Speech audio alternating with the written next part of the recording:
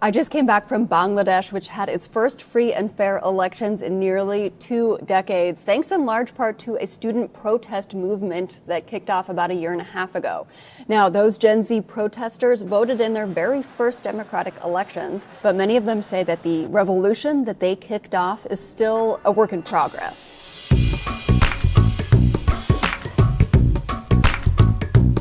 This victory belongs to Bangladesh. This victory belongs to democracy. This victory belongs to the people who aspire to and have sacrificed for democracy.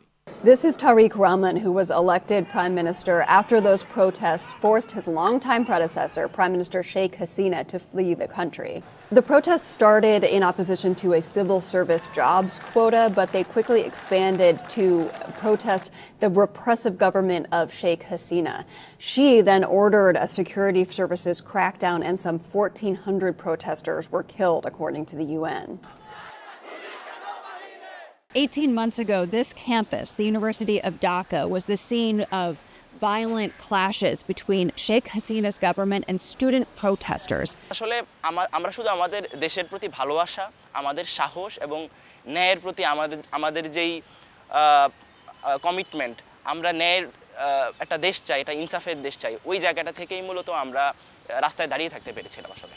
Those protests turned into a nationwide movement that eventually led to the ouster of Sheikh Hasina. When Sheikh Hasina fled from Bangladesh, actually my mother was also in road, my sister, my aunt, everyone was on the road.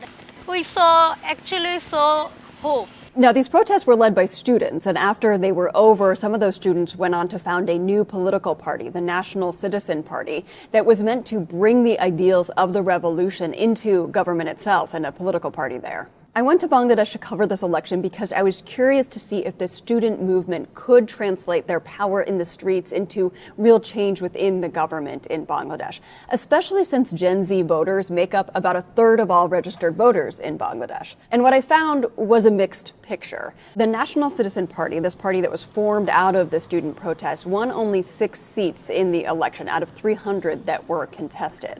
So I called leaders from this party the day after the election to ask them what they thought went wrong, and no one was picking up my phone calls, so I went to the party headquarters and did speak to a leader from that party. Basically, the people from the towns and urban cities saw us in the streets. But you are not just contesting in the urban areas, you are also contesting in the rural areas too, in the villages too. And that's, I think, huge for us. The NCP ended up joining a coalition with the largest Islamist party in the country to try to increase their chances of success at the polls. And that actually turned off a lot of members and even candidates within the party, especially women who were worried about their rights being curtailed if that party were in the government. The July uprising provided a window to enter politics and shape our political culture.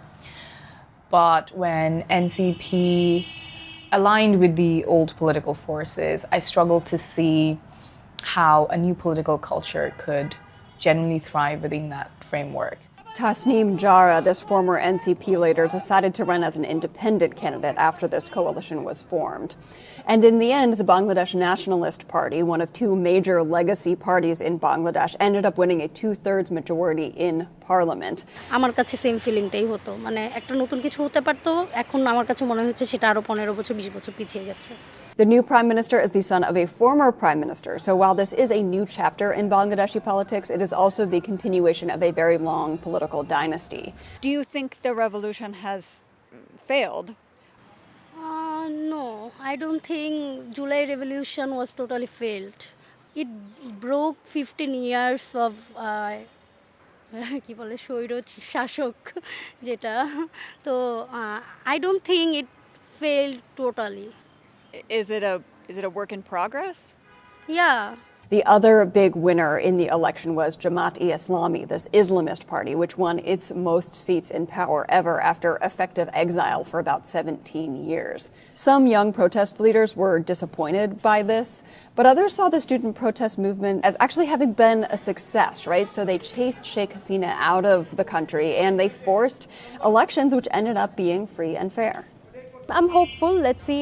They just formed the government. It's too soon to tell. জুলাইয়ের যে আন্দোলন, এটা মূলত আমার বা আমাদের ছিল আমাদের মুখের ভাষা ফিরে পাওয়ার আন্দোলন। আমরা কথা বলতে পারতাম না, আমরা আমাদের ফ্রিডম অফ স্পিচ ছিল না, আমরা ওটা ফিরে পেয়েছি। আমরা এই যে 1.5 বছরের যে ইন্টারিম গভর্নমেন্ট, আমরা এখানে যেটা লক্ষ্য করেছি, আমরা চাইলেই গভর্নমেন্টের সমালোচনা করতে পারছি, আমরা সরকার প্রধানকে গালি দিতে পারছি। এই যে আমাদের ভাষা ফিরে পাওয়া, এটা আমাদের জন্য একটা বড় অর্জন ছিল। আমাদের আশা ছিল এমন একটা বাংলাদেশ যেখানে এমন একটা গণতান্ত্রিক পরিবেশ থাকবে যেখানে আমরা নিজের মত প্রকাশ করতে পারবো, সরকার কিংবা অন্য যে কোনো কিছুর ভালো মন্দ আমরা আসলে বলতে পারবো স্বাধীনভাবে। People I talked to were happy that this was a peaceful election and that opposition parties largely accepted the results. The Prime Minister also visited the homes of opposition leaders shortly after the election as a sign of goodwill, which was something that had never happened before and was seen as a very important symbolic step. And besides the parliamentary election, there was also a constitutional mandate that was passed, which will pave the way for constitutional reforms, including increased powers for the president, term limits for the prime minister, freedom of religion, and other changes that are meant to enshrine some of the ideals of the July student revolution into the Constitution. We're all hopeful that they will do something for the students. They have the fair chance to actually make a revolutionary change, and we're hopeful that we recommended some reforms. Let's see what they do. For now, Bangladesh will just have to wait and see how much actually changes. Now, if you liked this video, please be sure to subscribe to our YouTube channel so you can see more as we publish them.